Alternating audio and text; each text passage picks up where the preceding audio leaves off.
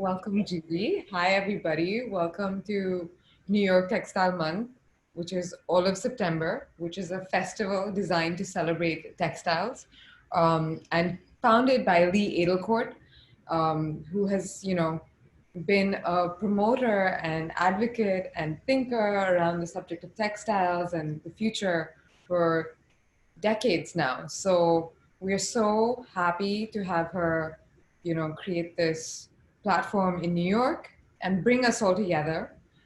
It's wonderful to have you all in the audience. And we, as part of the programming all of September, which includes studio visits and lots of Zoom events, which, we thought we weren't going to do this year, but because of it almost was not going to happen. But because we switched to Zoom and we have programming every day, and we've had such an incredible response from all of you, so much participation. People are eager. And one of the programs we at New York Textile Month have developed is Textile TV. And for the past Wednesdays, I've been in conversation with leaders in art and design and the industry and textiles. And today I'm so happy to introduce Judy Ross to Textile TV. And Judy has been a fixture of the New York art and design scene for about 30 years now. And she has an incredible story. And with the craft, she traveled to India many, many years ago, and her business is in dialogue with, and it's a love letter to Kashmiri chain stitch, which she's done all sorts of wonderful things with. And we are going to hear about some of those things today from Judy. The way this is going to be structured is Judy will take us through a overview of her practice and her business, and then we will be in conversation. And then with me, and I am Sagarika Sundaram. I'm the deputy editor for Talking Textiles, this issue, and this is the publication we put out annually. So we will be in conversation, and then we will move to question and answers from you. So there's a Q&A button at the bottom of the screen. Feel free to use it. It's going to be Judy's gonna tell us all about, some stories from New York, and I'm gonna hand it over to you now. Thank you. Okay, well, first, thank you for inviting me to speak today. I'm really happy to do this. And I also want to thank Lee Edelcourt, because throughout my career, she's always been an inspiration for me. And I've always been in awe of everything that she's done, her trend reports, the work that she does with artisans and textiles. So anyway, thank you, Lee, for organizing this Textile Month. And so I'm going to share the screen, and let me just get this all set up. One more button. So I put together some photographs to sort of tell my story. So I'm going to start with, I started my business over 30 years ago, and on a trip to India, I discovered the Kashmiri chain stitch, and that's hand embroidered chain stitch. And I just thought this would be so amazing to take my drawings and my paintings and translate it into the embroidery. And these gentlemen have been doing hand embroidered scarves and pillows and rugs for centuries, and I hooked up with them, and I have to say I've been working with them for 30 years now, over 30 years, and it's such an honor to work with them and keep a craft going for them, and then have them taking my work and translating it into these amazing embroideries. And so I was lucky to be able to create a recognizable brand and a signature style. And I would say that's something, my style is about it's modern and clean design. And so these are two pillows from my past collections. That's level, and the other one is streamers next to it. And so this is a close-up of the meticulous hand embroidery that the artisans do. And when I went over to work with them, I recognized that I had to make something that was going to work for the luxury market over here. So I had them tighten up the stitch, and then I sourced a beautiful New Zealand wool, which was a very tight, luxuriously feeling wool. And so the surface is very, very durable.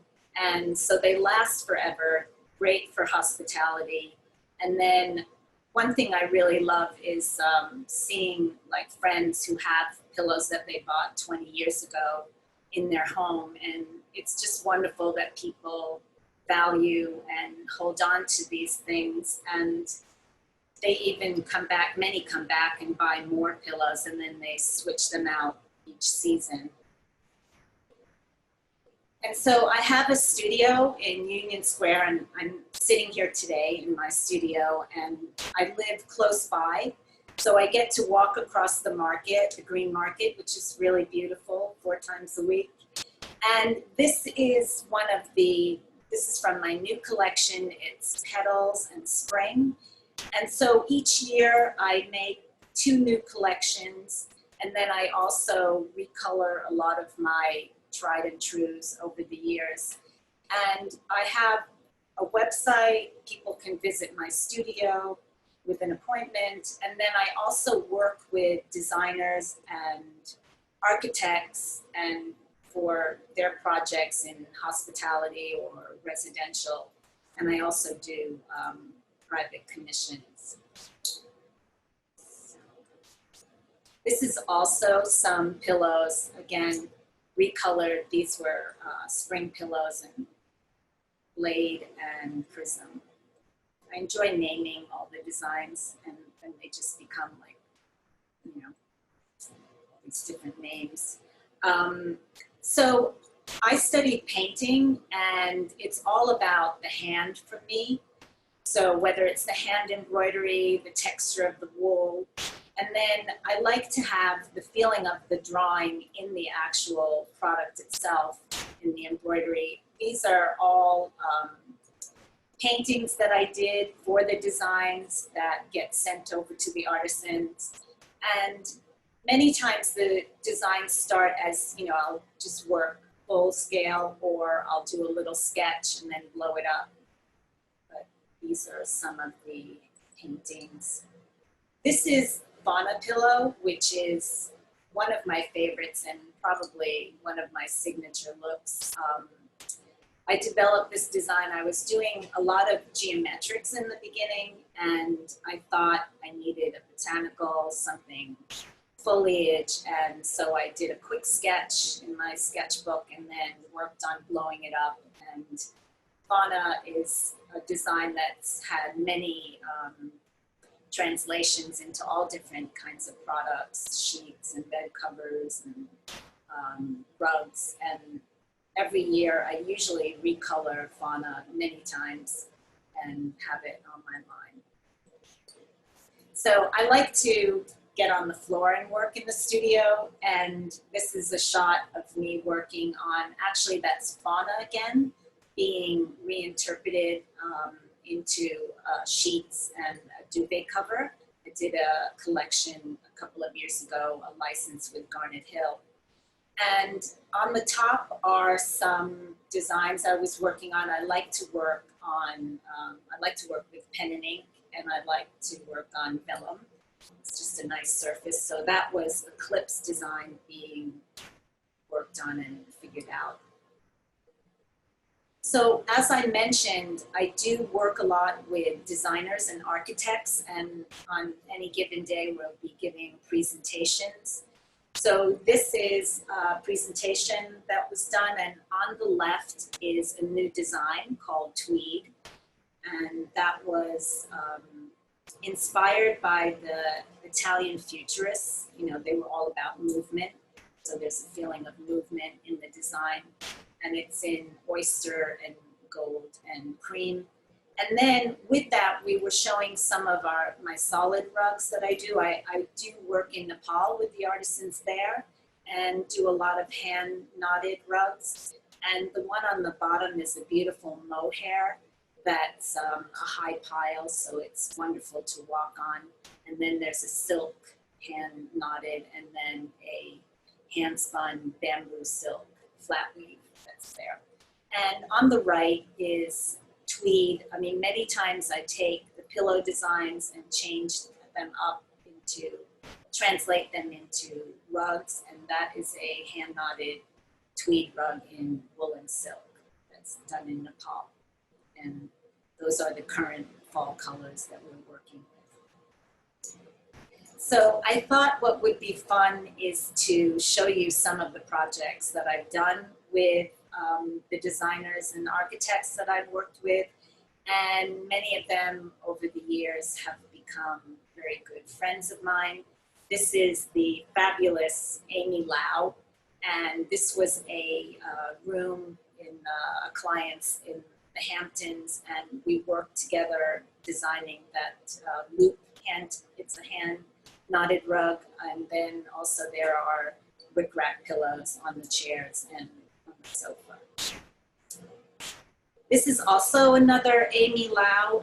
For this one, she wanted a little bit more shine and luxurious surface, so I have artisans that work in a fine rayon. It's a finer thread, so we worked with that, and we hand dyed colors to match her color palette for this apartment. And then I also worked on designs. We worked on the designs together, and I gave her a couple of options, and then we chose these three and made some pillows for the room on the right, which is really beautiful.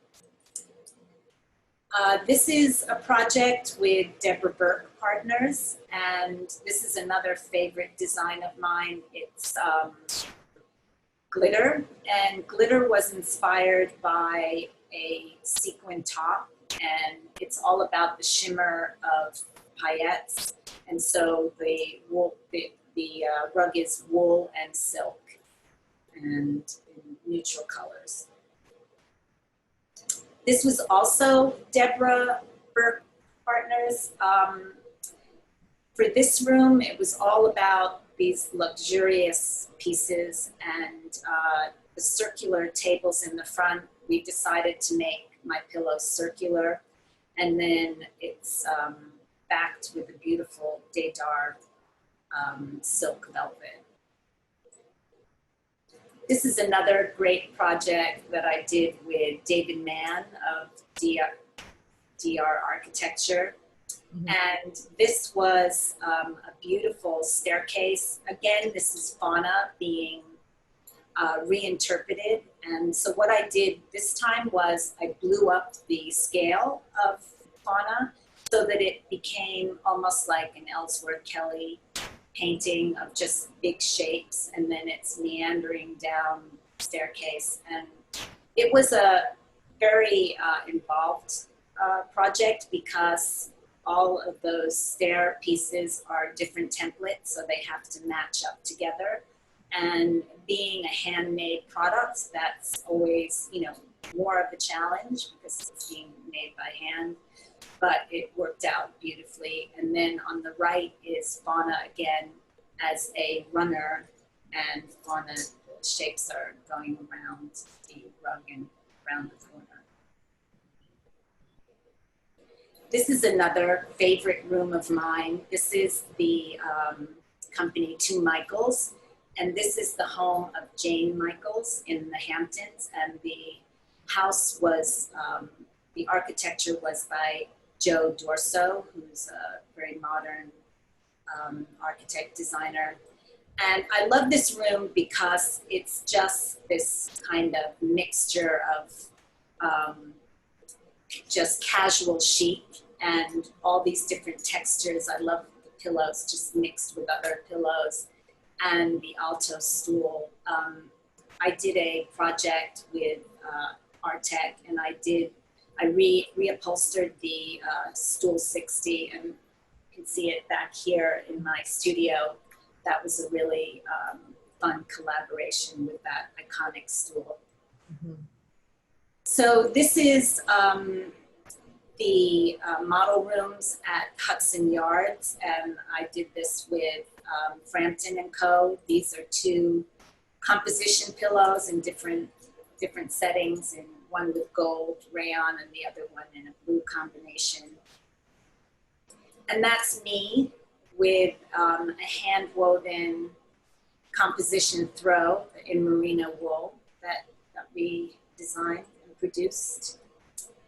And then lastly, this is a beautiful room, again by Miss Amy Lau, and it's the home of Clarissa Bronfman, and it was in Gallery magazine. And I love this room because it's such a mixture of art and design and textiles. There's all my pillows on the sofas. There's about 7 of them or 8 of them. And then there's a beautiful kimono hanging from the stairs. There's a Laurie Simmons on the wall. And then there's these amazing African beaded chairs. So it's just a great room about art and design and color and textiles. So thank you, Saga. That's my little Thank you so much. presentation. That was a lovely overview of your practice. So,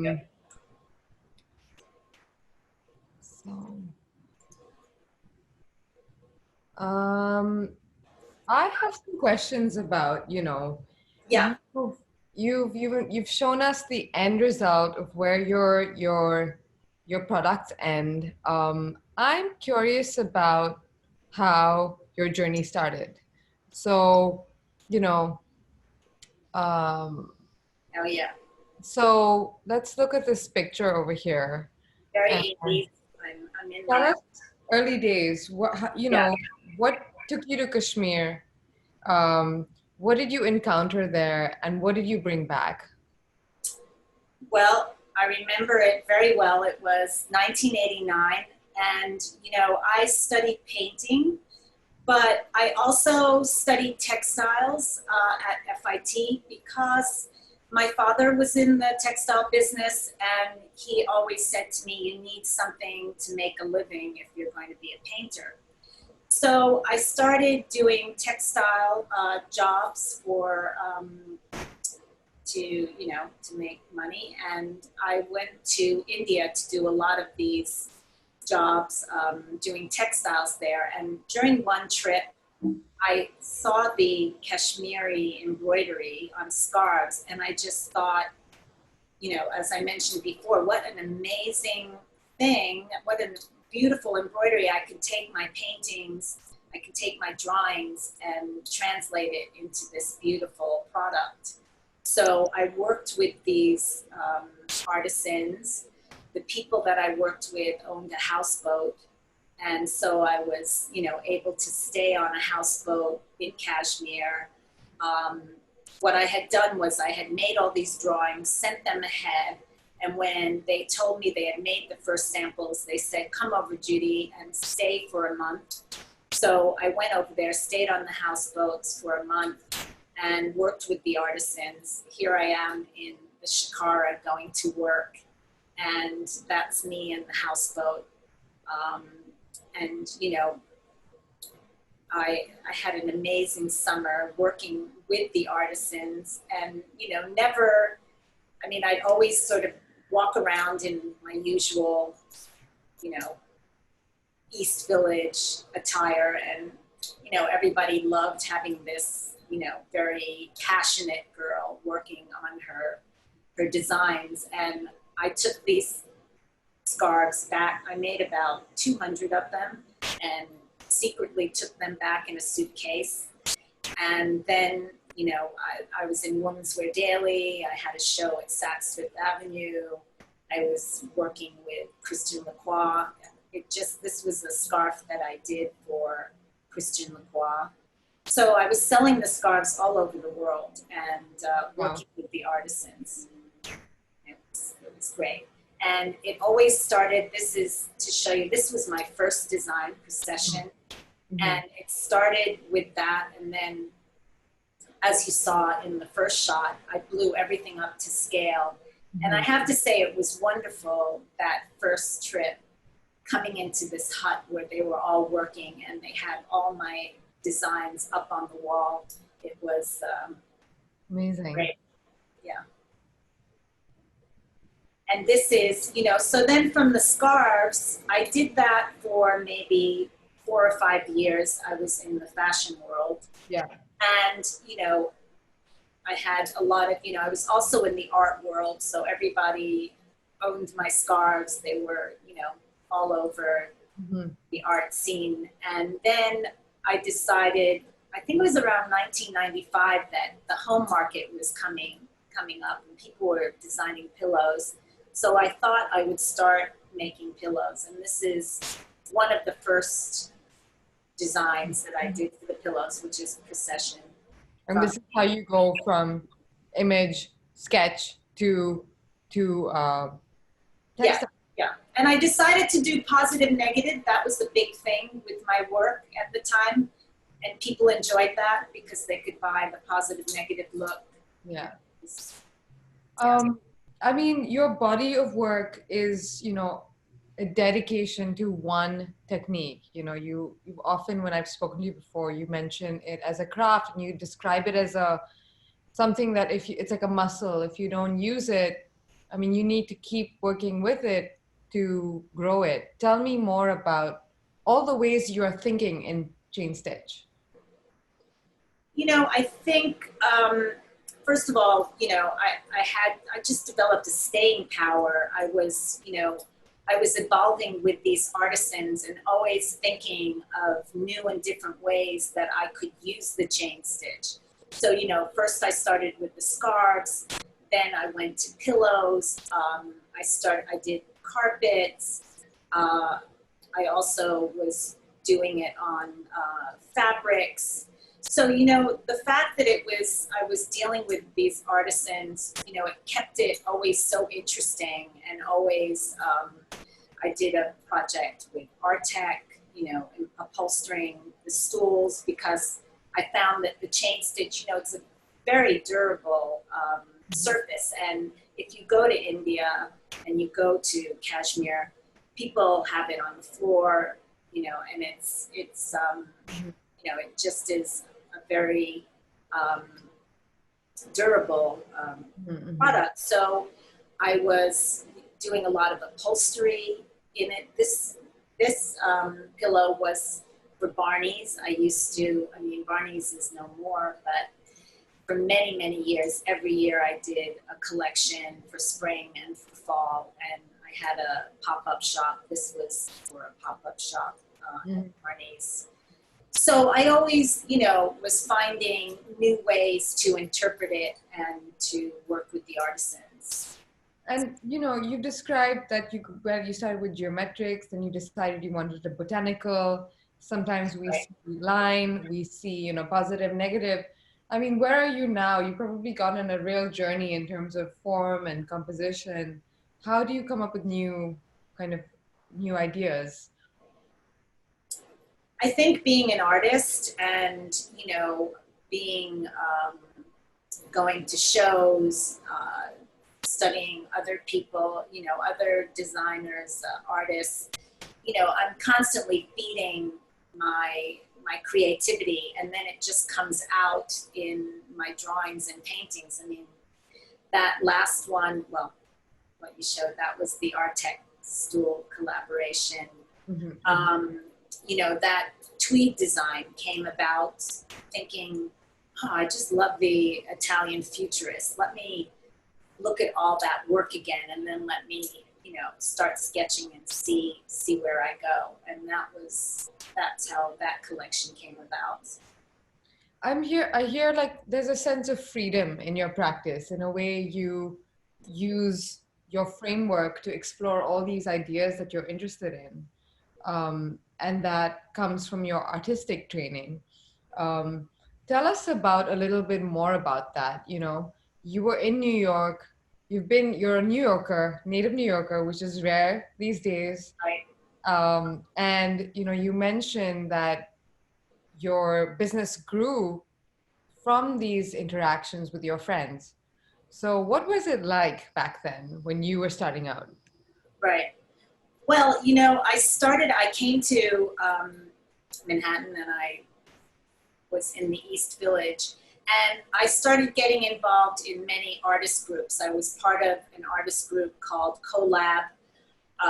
That was in the 80s, and it was artists like Kiki Smith and Tom Otterness and John Ahern and Charlie Ahern and Jane Dixon. And, we were all doing shows at the Mud Club and storefronts and Times Square show.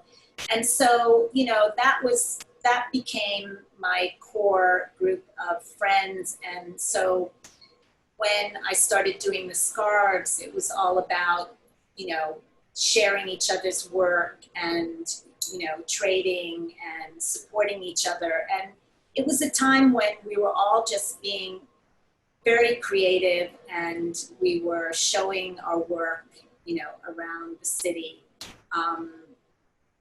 It wasn't about making tons of money. It was more about being creative and having fun and exposing our work. Do you have any can you tell us about a memorable show maybe that you had back in the day? Or I think there's a slide of me at the Mud Club. It might, well, I'll tell you about this. This is interesting. The one before, this is Lori Simmons. I did a collaboration, did a dollhouse, and I did the pillows and rugs for Lori. And so this is the way you modeled your work? You make little sort of scenes and...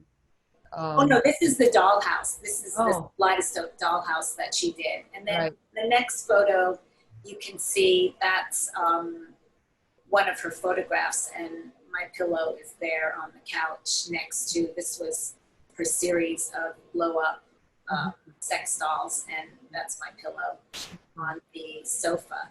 But I think in the slideshow, there's one of me next to a painted dress.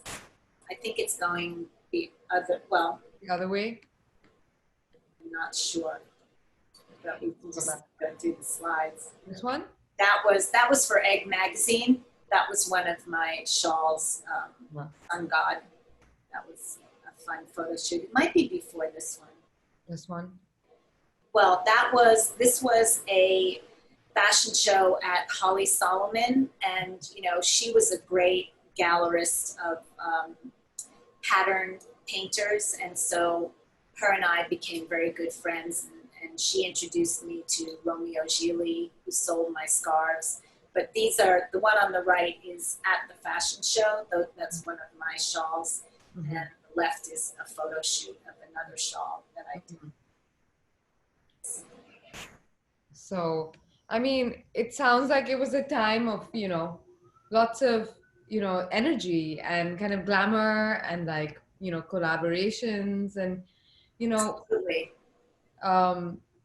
What do you think about New York right now? And, what does it mean to be an artist or designer here, working in textiles?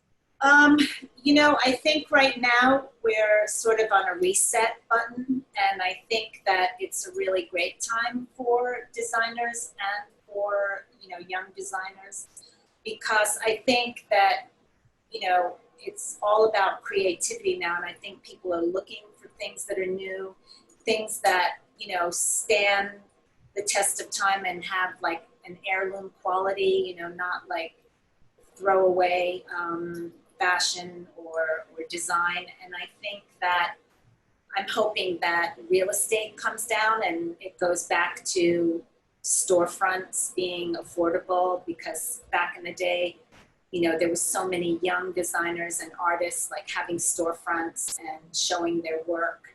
So I'm hoping that I think it's definitely going to come back to a little bit of that. Mm-hmm. It's going to be people doing new things. Mm-hmm. This was a shot that, this was actually in Paris, where I was showing my shawls at a gallery. yeah, that was So let's come back to your artisans a little bit. You know, there's some questions from the audience right now. So how do you keep in touch with them, and how do you work, and how has it been how has it been over the pandemic to kind of keep working together? you know, I think basically, I mean, we do a lot of phone calls. We do a lot of, uh, of course, emails, and we do a lot of sampling. I mean, I keep in touch with them that way, and it's we have it down. Yeah. They call me, I call them. Yeah. We Yeah. get on. We don't do Zoom, but did I answer the question or did? Yeah, you did. Yeah. So, I mean, I think people are quite curious about, your operating style and how you manage sort of cultural differences and, communication. Like, how did you develop that over time, working with people who obviously have a very different cultural context to you? I just was who I am. And, I'm somebody that gets things done. And I think, I just approach them with so much gratitude and so much enthusiasm about what we were doing together that it was just contagious. We both just really wanted, and they know that they're doing something that is my work, my art. It's being appreciated by so many people. So, and I just speak to them as I would speak to you, and it's just a very I just keep it very natural with who I am, and I think they appreciate that. Mm-hmm. I think they, yeah. And have you ever like looked at, you've been to India, you spent a lot of time there, did you travel around and look at other crafts, and what made you stick to just, one techniques to carry, as a foundation of your whole business? I didn't plan it that way. I mean, I just, I started with the chain stitch and the embroidery. And as I mentioned, I mean, I have this wonderful devoted clientele. And so it kind of keeps going on its own. People are always wanting my hand embroidery, the pillows, the rugs. So, and working with the artisans is always so engaging. So it just, has its own heartbeat, and it just keeps going. I mean, you mentioned your approach to, you transformed the chain stitch. So can you tell us like how, your approach to color and form, why is it you use a certain scale, or where are you drawing these, what are you tuning into? Well, I think, it comes down to my own artistic creativity, my color sense, my scale, my drawings. And so, I know what they can do with the hand embroidery. So I work with that and always try to get some kind of, dynamic thing going between my colors and their embroidery.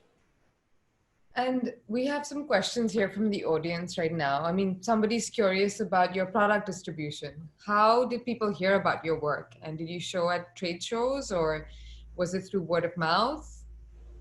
Yeah, that's, in the beginning, I was doing a lot of trade shows. I mean, I think for one thing, I was very lucky all the years to get amazing press. I would always have like amazing press because I was out there, people were wearing them, there was word of mouth. So great press. And then also I did do trade shows for many years to sort of broaden my customer base. And then, yeah, I don't do the trade shows that much anymore because I have this foundation. So, and I'm working a lot with designers and architects on special projects.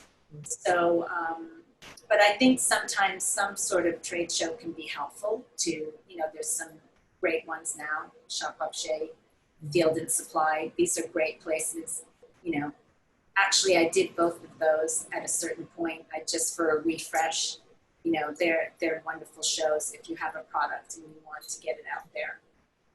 And you also are in a show soon in LA. Can you tell us a little bit about what your work is going to be at this show? For that show, yes, I did that with, there's another wonderful organization called Female Design Group, and I'm a member of that. And I also think as a creative person, that is a nice place to go to network and get the support for your work. And that is a show that's coming up. It was organized by Female Design Group, and I have a rug, and it's part of in Collect. It's going to be available for to be purchased there. So. We're seeing a revival in craft and handmade, and you've been in this industry now for so long, and you've probably heard the conversation about it change over the years. And right now it's tied to sustainability and, all of these. Were you thinking about these things when you started? And what is your thoughts on these right now?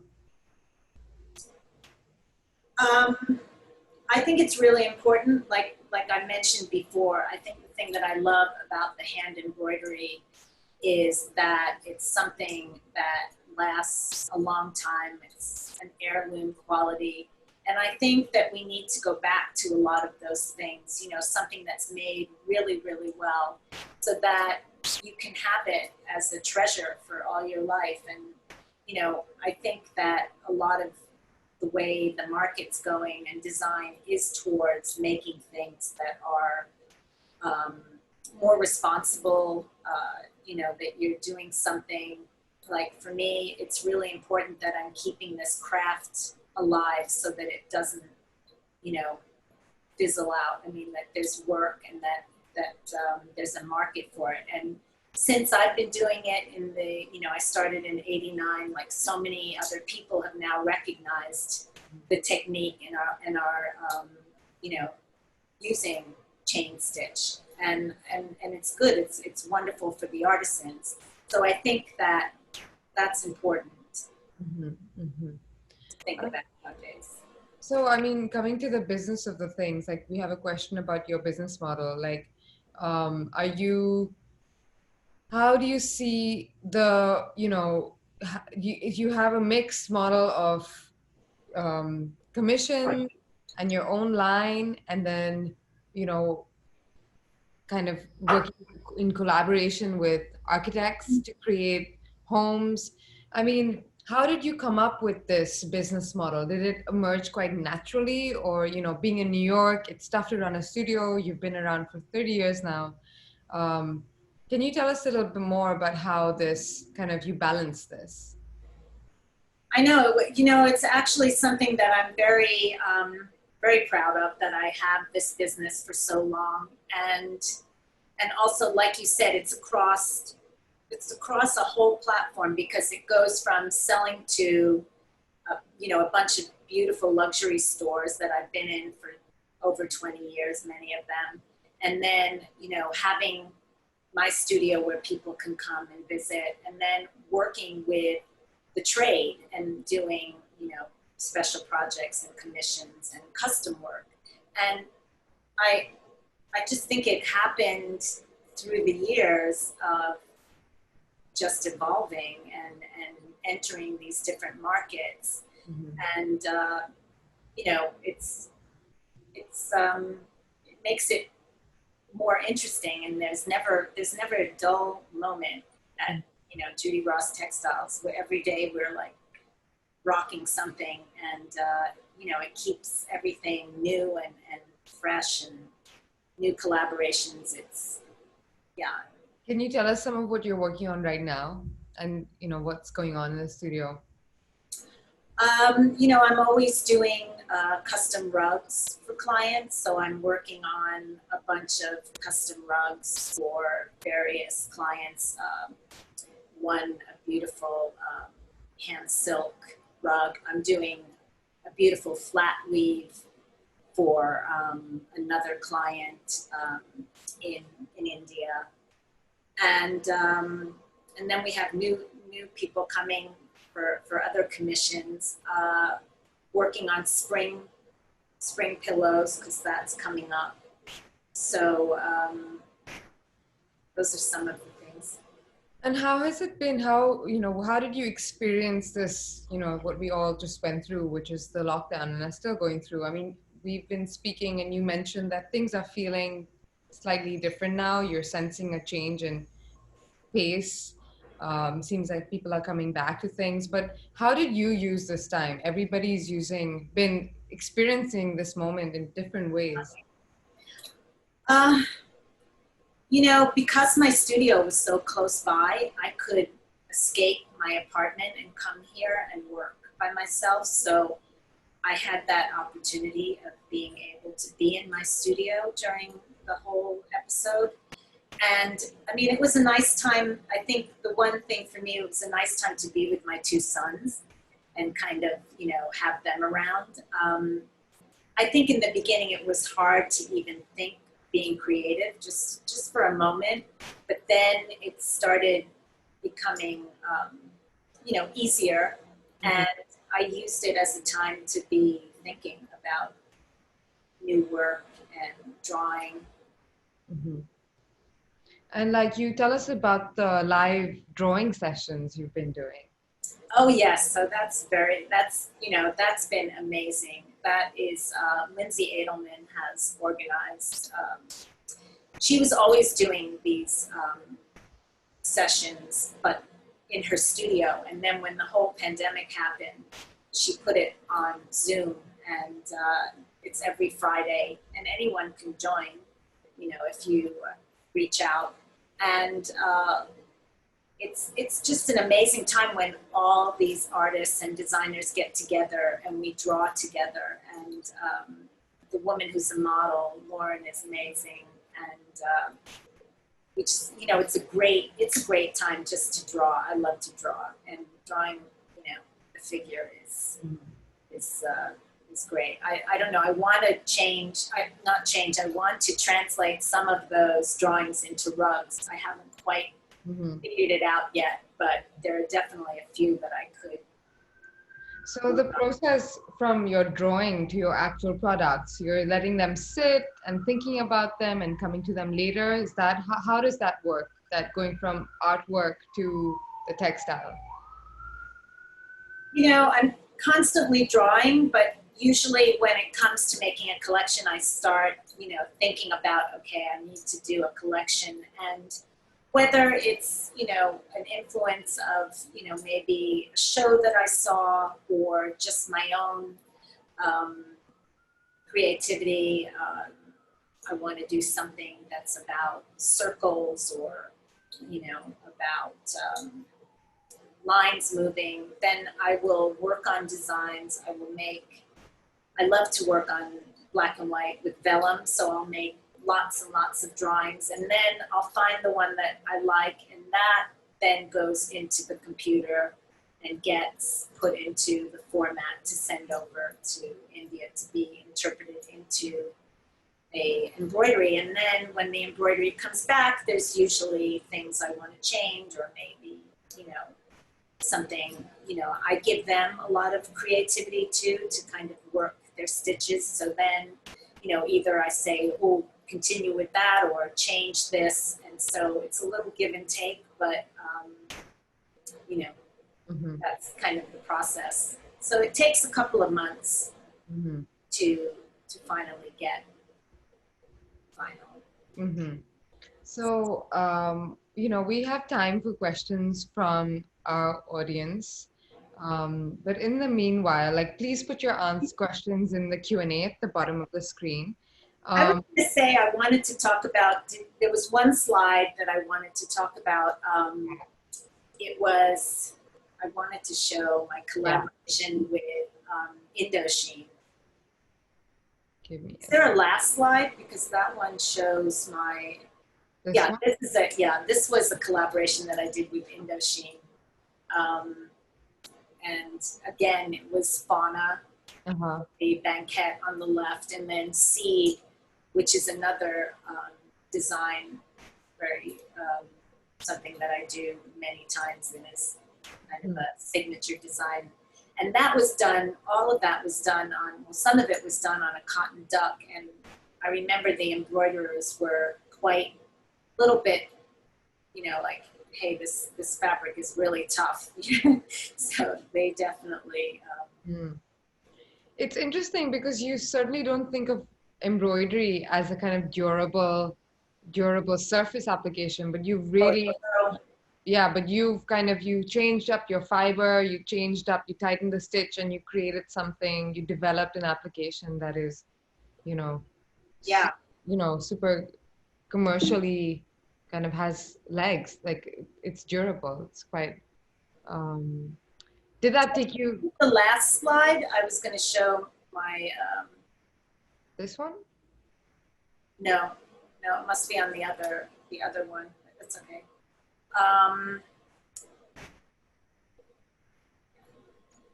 Um, we have some more questions. sure. Yeah. So, do you have any wisdom for people entering the freelance world as they develop their own business? What is your advice for people starting out right now? Um, if they can, I always think it's wonderful to go work for somebody. If Mhm. you can, I mean, for me, I love mentoring young people entering the design world. I've had many interns who have gone on to create their own businesses, inspired by myself just going at it every day. And I think, I think it's great to work alongside someone and kind of get tips, get connections. So if that's possible, I think that's a great thing to try to do. Did you do that sort of thing when you started? I didn't. I kind of was lucky. I mean, I did work a bit in the industry, but it was a time I was lucky to have people that kind of came in and kind of directed me on how to, grow the business. And sometimes I regret that I didn't work for Ralph Lauren or somebody, and just get a lot of, connections. But I kind of did it on my own through all the travel I did and, working with the shawls in Paris. So I think for me, I was my own networker, and I just, built my business through just being out there. So, I Hmm. mean, you can do it that way too, but it's sometimes nice to get a little Yeah. insight. I mean, it sounds like you've always had a creative community that you've tapped into, whether it's now, coming together and during live drawing classes or Right. back in the day. I mean, you mentioned you knew Basquiat and what was it like and it was all about parties and meeting together, like, hanging out and supporting each other. Has this Yeah. changed? Does it feel different to you now, New York? I mean, maybe it's going on, but I'm not sure it is. I mean, it probably is on some level in Brooklyn somewhere. I don't get to Brooklyn that much, but when I do, I'm always amazed at, these little new galleries on the street and people showing their work. But, at that time, it was all about just being creative and having fun. So, there was Club 57 on 8th Street, and that was like Keith Haring, like your top, and I would Ann Magnuson, yeah, and, everyone would put on shows, and we'd make costumes, and I did costumes for the Cardboard Band in the 80s. That was Cara Perman and Kiki Smith and Walter Robinson. And I did like all these costumes, and then it was at the kitchen. So, we were constantly just being really creative. And so everybody got to know what everybody else was doing. And Hmm. being inspired by each other. And you mentioned that you think that we're going to see a revival of this right now. I mean, in a way, I do think, technology is sort of bringing us together in ways that we never came together before.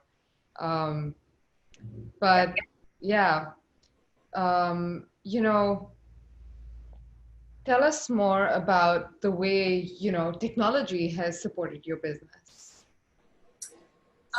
Well, definitely, having a website was important, and that's been very supportive because, Bobby, can you see why my light just went on for some reason? But I think that can we go back to what was that again? Technology. Yeah, like, Sorry. so, Oh, why? Well, like I mentioned, I think that the storefronts are going to maybe become more available, and I'm hoping that there's more sort of those small galleries that will pop up, and people will show their work, and young designers will be selling their things there. That I'm so hoping we that. have another question from the audience, which is, you know, who who are the artists who are inspiring you right now? Okay, so many. Um, well, recently I went to a museum and I saw a lot of Boetti pieces, Mhm. and he's an Italian artist, and he went to Afghanistan and embroidered his pieces. He has a whole series of letters and maps. And I would like to somehow put some of my embroideries on the wall. I'd like to go that route. So I've been looking at a lot of artists that use textiles. Sonia Delaney is Hmm. another Hmm. great artist. And your work is, your abstract, and there's no you aren't really we don't see narrative through figurative forms. We're seeing geometry, botanicals. It's all really abstract. Why is it that you think you've leaned in that direction? Well, I was always more of a pattern painter. I mean, when I was going to school, I went to Queens College for painting, and and then I came out and I was looking at Holly Solomon's gallery, who had all these pattern painters. I loved Frank Stella. I loved Alan Shields, Kim McConnell, like all these people that were doing um, patterns, and most of it was not figurative. Like they had a show about craft at the Whitney Hmm. last year. That was a Yeah. beautiful show, and a lot of those pattern painters were in there. Arlene Sheckett, her ceramics. So I'm about color and form and just creating a dynamic and scale. I mean, those are all the things that I'm trying to achieve with my work. Hmm. And somebody asked a question about color palettes. You have a strong sense of color, and like you choose certain, like you have oyster, you have names for the specific names for the ones. Why are you? Where do you draw from? Um, I love kind of rich vegetable colors. That's my favorite. But then, especially because of the market, I had to learn how to do all kinds of colors. And I like just very saturated color. I remember I was never a red person, and then somebody said I really want procession in red. So I created this coral red, and then I made procession, and then I fell in love with it. I mean, so sometimes I don't know that I'm going to, appreciate a color so much, but I do definitely have a color sense that's there. And how are you responding to how when you make two collections every year?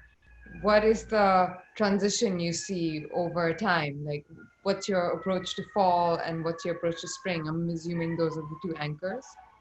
Right. You know, I forget, somebody once told me that I was more a fall person than a spring. And I think that's because of all the, you know, kind of more vegetable grounding colors that I love. But through the years, I started really, you know, enjoying very vibrant, all the blues. So now I think it's blurred. I think, you know, fall and spring are not necessarily about any particular color. It's just, I mean, a lot of times I do sort of look to fashion or sort of what's in the air. Like all of a sudden one year it'll be like everyone's talking about pink, you know, so you think, okay, I'm going to put some pink in there, but I'm going to mix it with brown so that it's a little more, you know, kind of earthy.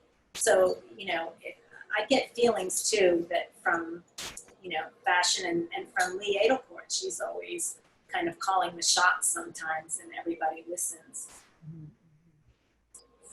So. Well, we're at the end of our conversation. Thank you so much, Judy, for being You're with us today. welcome.